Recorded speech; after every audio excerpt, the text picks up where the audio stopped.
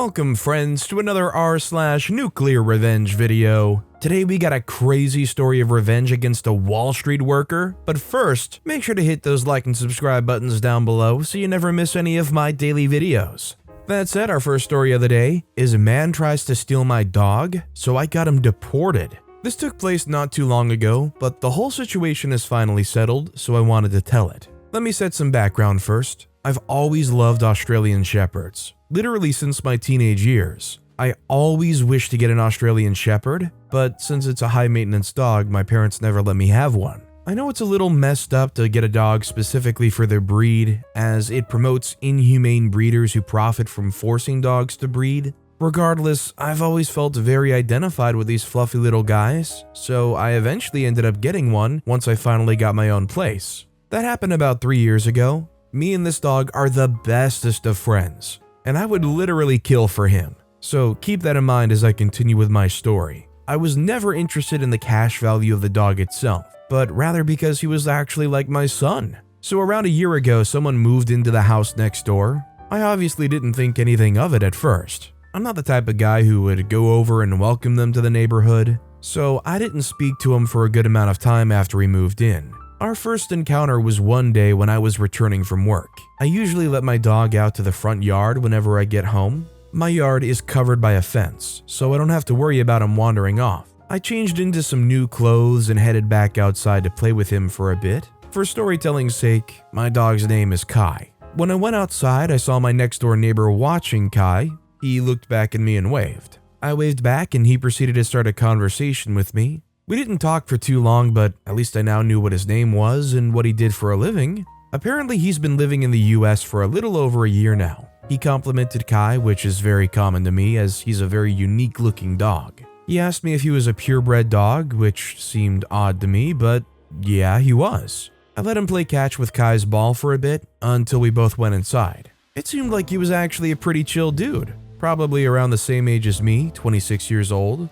It was nice to finally talk to him, as I'd seen him outside of his house before, but it was very awkward to just stare at each other and not say hi. Kai is pretty friendly, so he definitely didn't mind the attention. As long as he gets his ball thrown, that dog will be happy. As time went by, we would continue to say hi whenever we saw each other. We would occasionally talk about life and such. I even invited him over once to watch a football game. He was Mexican, and Mexican people sure love their football. I also come from a Latino family, so I've liked football for a while, and never found anyone that had a similar passion for it in my social groups. I would say we eventually became friends. Life went on normally for a few weeks until something strange happened. I left Kai outside while I showered for a night out. I got out and saw that a notification for my Ring doorbell had popped up. It said it detected movement outside. However, I decided to ignore it as I knew it was probably just Kai running around that triggered it. As I was heading out, I saw my neighbor sitting in a lawn chair drinking a beer. I let Kai back inside and headed out. I had a pretty well-established routine, and I'm sure my neighbor eventually caught up to it. I started seeing him more frequently when coming back from work, and I'd always let him play with Kai at his request. I was very happy that we got along, but it was also nice to have some new company for Kai. Australian Shepherds are super needy, and my neighbor kept him entertained at times when I couldn't. It happened again that as I was showering, I got a Ring notification. I had actually ordered something and was waiting for the package to arrive, so I assumed that it had just been delivered. However, as I headed out, all I could see was Kai in the front yard and my neighbor sitting in his yard. I never bothered checking these notifications as they misfire all the time. So I started actually going outside instead to take a look. One time I had a business trip scheduled. I would normally get a family member or a friend to check on Kai. However, I felt like I trusted my neighbor enough to ask him for this favor. I even offered to pay him, but he insisted that he would be more than happy to do it for free. I gave him some house keys, and he would just have to take Kai for his usual walk, feed him, and, well, just give him attention, or else he'd go crazy. It was only 3 days, so I knew he wouldn't have any problems. I went on said trip and kept in touch with the neighbor. He would send me pics and videos playing with Kai. He never mentioned having any problems with him, which was great. When I got back, Kai was super excited to see me. My neighbor, however, seemed a bit uneasy. For the next few days, I would slowly realize that Kai seemed distant from my neighbor. He wasn't as playful as he used to be.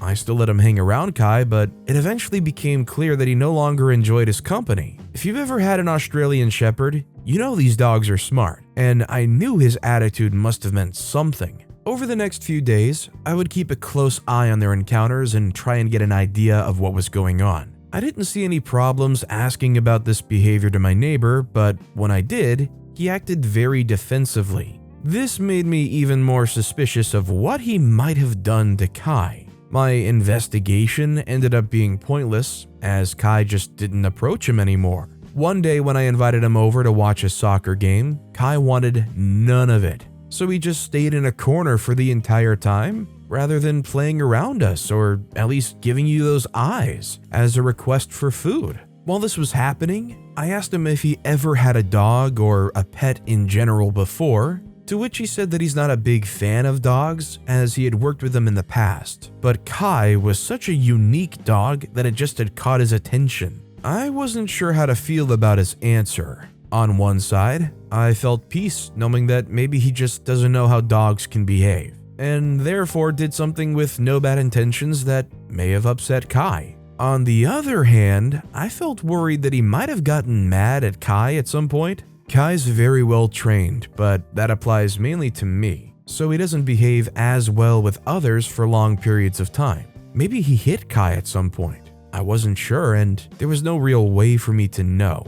I tried taking Kai to the vet and see if maybe they had an idea on why he was behaving this way, because I found his behavior very not normal. I mean, come on, not even asking for food? How scared can he be of my neighbor? They told us Australian Shepherds are typically stubborn and resentful, which could be an indicator that he might have done something to Kai, but other than that, there's no real way to know what it was for sure. I was very annoyed that I couldn't figure out what this man had done to my dog. One day as I was cleaning my house, I found something under my couch. It was a small syringe with the name Cilio on it. I haven't had anyone over in the last week, so I assumed that it must have been my neighbor's. After all, I think it was right under the same spot he was sitting on. At first, I thought Cilio was the syringe brand or something, but it still had some liquid inside of it. So out of pure curiosity, I decided to look it up online. Turns out it wasn't just a syringe,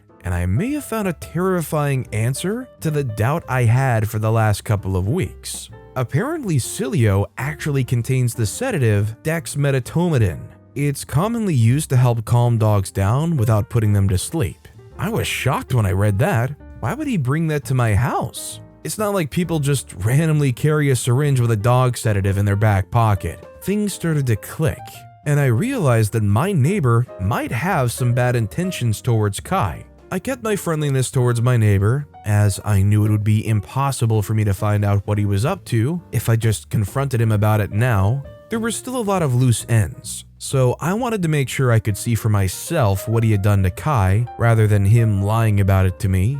For the next few days, just because I didn't want him anywhere near my dog, I decided to walk him around the block rather than just leaving him in the yard. My neighbor even asked me about it, but I just told him that it was a recommendation from the vet to give him some more exercise. That was until one day, as I was in a rush, I let him in the yard while I showered as usual. And once again, I received that dang notification from the doorbell on my phone. I decided to actually check the live feed this time because it was really weird that I was getting this every time I showered with Kai outside. Much to my surprise, I was able to see my neighbor in my yard trying to get a hold of Kai. At that moment, I was shocked. I put on the first thing I could find and ran outside to try and confront him. However, he was already back in his yard by the time I opened the door. I decided to test out my theory and see if it was just a coincidence, or if my neighbor was actually sneaking into my yard every time I went into the shower. I knew that you could hear the shower from outside, so it definitely wasn't a crazy idea that he could use that as a reference as to what I was currently doing. I came home one day and saw him sitting outside. I went into my house, let Kai out, went to the bathroom and turned on the shower. Now we wait. Like 3 minutes after doing so, I received the ring notification as usual, and there he was once again. I saved this footage as I knew I wanted to take action regarding my neighbor and his behavior. I went outside and caught him red-handed. He was visibly scared as he was definitely not expecting me to come out so soon, especially considering the shower was still on. Sorry about that, environmentalists. I didn't act upset or anything, just acted like it was nothing and moved on. I wasn't sure that it had been him for the first 2 ring notifications, but it only made sense to assume that it was. I honestly didn't want to have to live next to someone who seems to be harassing my dog and also invading my privacy. He was clearly up to no good, so I had to make a move. I decided to fill out an ICE tip form. In case you don't know what that is, I was basically notifying the immigration department of a possibly illegal immigrant committing suspicious acts. I don't want any of that racist BS. I'm not assuming he's illegal because he's Mexican. I'm assuming so because he had loosely mentioned it in the past. I knew I didn't have solid enough evidence about his actions towards my dog, so the only way to be safe was to fill out this form. Just to be even safer though, I also made a police report with the evidence I had up until my moment. I suspected he might have been trying to steal Kai, but my state doesn't have any laws regarding dog stealing, so I knew it was a shot in the dark. But it was something at least. I was told that they would further investigate him as they were actually suspicious about his immigrant status. For the next couple of days, I would see different cars parked around our houses, and they would even follow him around sometimes as he went to work. That was until one day, as I was laying on my couch, I saw a bunch of cop cars pull up to my address, or rather my neighbor's, as they had determined that he was in fact an illegal immigrant. I had made the ICE tip anonymously, so I acted surprised by the whole situation. I got to exchange some words with my neighbor as they took him away, but made sure not to say anything that would make him suspicious of me. A few weeks went by, and as it turns out, there was a lot more going on that I wasn't aware of. My neighbor was actually running an illegal dog breeder for a living. Big shocker, am I right? He kept his tracks well hidden, and even I, seeing him every single day, would have never have imagined he was doing such a thing. He was eventually deported back to Mexico, and they managed to shut down their entire operation. On a more positive note, they gave the puppies which they held hostage to a shelter. I was notified of this and actually decided to adopt one of the dogs. They're very sensitive dogs as they've been through so much trauma, but I've taken good care of this dog and she's actually getting along with Kai very well. It scares me to think about what could have possibly have happened to Kai if I didn't decide to do something about it. After all, this guy had full access to him for a few days. That's why he was acting so weird about him. Poor Kai probably went through some bad stuff, but I'm glad it didn't escalate any further. God forbid, I don't want to know what happened to Kai when he was left alone with a neighbor for a few days. I will say though, although it doesn't sound like the most satisfying thing, even if your state doesn't have like a law about dogs stealing, technically dogs are still your property and are worth some amount of monetary value. So like even if they don't have like a proper dog stealing law, the cops should still be somewhat interested in like helping you here because they're trying to steal your property. Let alone the fact that this could probably cross over into some kind of mistreatment of animals type law or ordinance. Would you have faith if you had a video of your neighbor trying to steal your dog that the police would try to step in? Or do you think it's more dicey whether or not they would actually do anything? I'd like to know your guys' thoughts in the comments down below. And our final story of the day is Wall Street worker gets revenge for his behaviors. I'm currently a 25-year-old female and I work at a nightclub. I have no shame in admitting it. I've been doing this for about 3 years now. There's an interesting story that happened to me last year, and I'm finally allowed to tell it to the public, so enjoy. I work at a club in Manhattan. It could be considered a rich people club, as you see a lot of wealthy Wall Street guys in here. It's almost always packed, and I've managed to live pretty comfortably with my earnings from it. I make sure to treat the guys very well, as they like to throw their money at anyone who will tell them how cool and sexy and rich they are. What many people tend to forget about nightclub workers is that most of us know exactly what we are doing. The massive stigma behind the whole thing has tarnished the reputation of many, but rest assured, we still respect ourselves as women and try to chase the bag in a way that we feel comfortable with. There's some that are willing to go to crazier extents to satisfy their clients, but that's completely up to them. With some experience, you start to learn who's worth your time and who isn't. By that I mean the men who will either A, throw their money without too much effort, or B, they have a lot of money, so it's well worth it to give them some extra attention. After all, this is still a business, and we have to make our money somehow. In the attempt to find these types of people, I've come across some rather interesting people. I remember one time there was a guy who was literally asking me to treat him like crap, insult him, hit him, lightly hitting obviously, and even act as sort of a mother figure punishing their child for their misbehavior. It was very awkward for me, but I enjoyed it regardless. I found the whole idea of his high-status Wall Street trader asking me to act like his mommy while he kept giving me money to do so very funny. There have been times where you meet some more interesting fellas. I've established a rule for myself to not get distracted by the client's wealth and possibly pursue contact with them outside of work. The whole idea of being in a relationship with someone you met at a nightclub sounds very eerie, so I would just rather stay away from that entirely. Either way, I keep my work life and my personal life very separated. However, I'd be lying to you if I didn't have a slight crush on some clients in the past. And, well, the thing about working with these rich Wall Street guys is that behind that tough guy personality, most of them have some deep stories behind what motivates them. There's nothing hotter than a rich tough guy talking about his feelings while he gives you money. Now that I've set the background for our story, we shall proceed. This all began around a year ago, maybe a bit less. I was working on a Friday night and this place was packed. We usually talk between workers about the clients that arrive at the club, as to be aware of who might deserve some special attention. I was on a slight break with another one of the workers who mentioned a large group of guys who had just arrived at the club and looked to be more than willing to blow some money. I identified said group and approached them. We usually offer these guys a drink, as we know it makes them feel oh so special.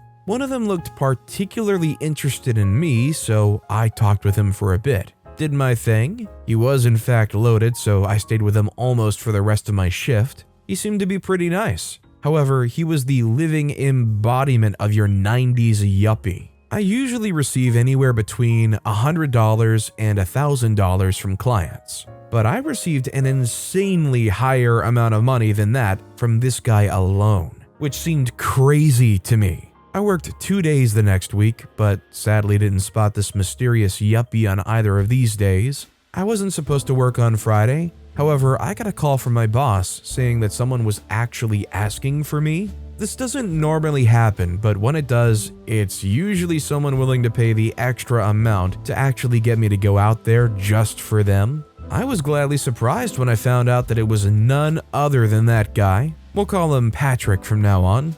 Get it? American Psycho reference? Patrick here decided to get a private room for both of us. We talked for a decent amount of time. I found out that he apparently has a family of his own, wife, 2 kids, and an expensive dog. A pretty well-established family, you could say. I found it ironic that he was paying me with cash that was being taken out from a wallet with a picture of his family on it. Poor wife. As the night went on, I did my thing, we talked again, and eventually he had to leave. It's always better to form a sort of connection with the clients, as it makes it easier to look and act genuinely interested in them. And of course, after 2 times getting paid an insane amount, both in cash, I had no problem serving Patrick. I made sure that I'd be able to work on Friday of the upcoming week in an attempt to see Patrick again. He had come in with a larger group of people the last 2 times. However, on this occasion, he was actually alone. I was busy with someone else, but made sure to wrap it up quickly as to go look for Patrick. He once again got a private room for the both of us. This time around, I was genuinely curious as to where he was getting all of his money from. Like, I knew Wall Street fellas made a lot of money, but no one had been as generous with me as Pat. He straight up admitted to me that he ran a trading firm that laundered money for some of the richer guys in New York. It technically worked as any trading firm on Wall Street would, but they got a lot of their funding from said richer guys in order to invest their money and in return receive clean and untraceable money. Or at least that's what I understood. That's also why he was paying such high amounts in cash. Nowadays, it's more common to take card payments for any of our services or for tipping as well. so I was always confused about his cash. To this day, I still don't know what made him trust me enough to tell me such confidential information. At the time, I obviously didn't care enough to rat him out or anything because, to each their own. I stayed there with him until 4 a.m. of the next day. The time I've spent with Parker is quite unusual. He has a very passive-aggressive attitude towards me. He's one of those guys who, despite the fact that he's paying to be with me, constantly mentions how degrading it must be to have to do such a thing for money. As I mentioned previously, I don't mind getting these sorts of comments, but it was a trend that I started to notice. After that, I didn't see Pat for a couple of weeks, and as time went by, I was intrigued by his sudden disappearance. After all, I still saw some of his friends who he would usually go to the club with. Soon, the day finally came when I saw him again. As per usual, he paid for a room for the two of us. The situation escalated quickly shortly after. He got a little violent and insisted on me doing things that, even with money on the line, I was not going to do. This made him even more aggressive as he started insulting me. I tried calming him down. After some effort, he eventually chilled out. In an attempt to keep him like that, I asked him about his sudden disappearance. He proceeded to tell me about some issues he was having with his wife. I assumed said wife was not the smartest person in the world, as anyone with more than 2 brain cells would be suspicious if their husband went out most Friday nights and didn't come back home until the morning of the next day. It wasn't even related to this behavior though. Apparently she was ready to have another kid, and he was not amused by this idea at all. This created lots of tension for the two, so to avoid his wife being suspicious of his nights out, Pat decided to stop going out entirely. He even ended up apologizing for his erratic behavior. But I wasn't about to forget about this incident so easily. He tipped me a lot more than usual to compensate for the time we hadn't seen each other, and also as an apology. I found that rather annoying. I didn't think it was fair for one of these rich jerks to pay people to disregard their disrespectful attitude. I let it slide for now, but I had to rethink how much longer I could stay with this guy. First, it was the insults, and now he actually got physical with me. The following week, I decided to take a different schedule to avoid any encounters with Pat. But as it turns out, he somehow got a hold of this information. When I spotted him, I got a little nervous and ran off to the staff room. I asked my boss to get me a client quickly just so I wouldn't have to spend the rest of my night with Pat. Luckily, he did manage to get me someone else. My luck wouldn't last for long though, as I would see him once again on my next shift. This time, he actually made sure to speak directly with my boss and pay him up front just so I had no excuses to not spend my time with him. I thought that maybe if I didn't treat him well, he would let me off the hook. But no, that certainly wasn't the case. He was visibly upset and asked me if I was avoiding him. I continued to do my job and just ignored the question. That irritated him even more, so he pulled me by my hair and sat me next to him. He firmly grabbed my arm and once again started insulting me. I tried leaving the room because I had had enough of this guy already, but as I tried to do so, he pulled my hair again and actually held a small knife to my neck. I was terrified. I decided to play into his game just so I could make sure I was safe. After all, this was quite literally an armed man that we were dealing with here. It surprises me how gullible these guys can be. As long as you treat them well and polish their ego for a bit, they'll be on their knees begging for more. And so I managed to do so until he allowed me to continue with my job without continuously insulting or threatening me. He got a text from his wife. It looked like it was urgent, so he left a bit earlier than usual. That was a huge sigh of relief for me. I was done with this guy, but knowing how powerful he was, I knew he might try and look for me outside of my job eventually. After this whole situation went down, I talked to my boss about it. After all, this guy genuinely cared for our well-being. I had some bruises on my wrists which could serve as evidence because I'd planned on reporting him to the police. Knowing that this obviously wouldn't be enough, we also put some hairs which he had pulled out in a small Ziploc bag. We both went to the police station the next day and told them about what had happened. They determined that the evidence we had was still not enough. That sucks. So what now? I knew I had to hit him somewhere it hurts. I just wanted him to learn a lesson so this doesn't happen again. There were many things I could try and use against him, However, the one that made the most sense was simply snitching on his wife about what he had done. New York is a big city, but if you know the right people, you can get any information you want. I got a week off of work from my boss to deal with this stressful situation, but I just focused on finding this guy's wife. After some digging, we had our target. I knew that calling and telling her that her husband had been cheating on her with a nightclub worker out of nowhere seemed a little too unbelievable. Therefore, I knew I had to find a way to tell it to her in person. I remembered a few names of people which Pat had talked about before, so I ended up pretending to be one of these people and schedule a visit with Pat's wife at a local coffee shop. Once the day finally came around, I took a folder with the evidence of his abuse towards me, just in case she didn't want to believe me, along with some of the cash Pat had tipped me, as I knew offering this money back to her would at least make what I was saying a little more believable. After struggling to find her, since I had just a vague image in my head of what she looked like, I sat down with her. At first, she was obviously confused as I was not the person who she was intending to meet up with. I quickly explained to her what the situation was and went into further detail about her husband's deeds for the last couple of months or so. Just as I imagined, she wasn't convinced by the evidence I showed her, but offering her the money clearly made her give the whole idea a second thought. And although she refused to take it, it's far more likely to listen to someone when they're offering you money and getting nothing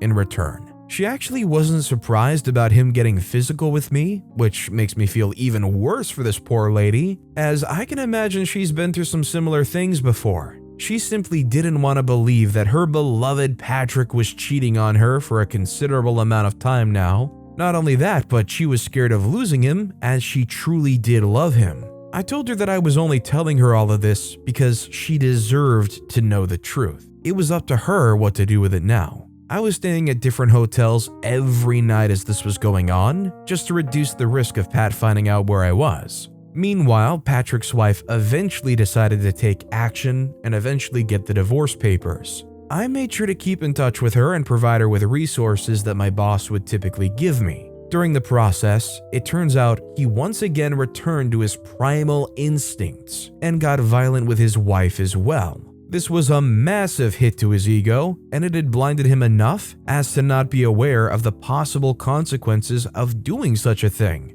Now, there was a whole lawsuit in place to get a restraining order from Pat's wife. Due to my involvement, I was also called to court to testify against him. She won the lawsuit by a landslide and also ended up getting full custody of their kids, even the dog. I may have also mentioned to the cops about his supposed involvement in money laundering, whoops, which led to another investigation being opened against him. And although they weren't able to find anything that would incriminate him of this, they did manage to find him guilty of tax evasion. So after all, Patrick got 2 years of jail time for the tax evasion charge. He lost his job because of that, obviously, and even when Patrick would eventually leave jail, he would still not have a family to go back to. He was an overall bad person, and he could have gotten away with it all if he just didn't mess with the wrong girl. I've moved out from New York now just to avoid any problems with anyone. You know what they say, snitches get stitches.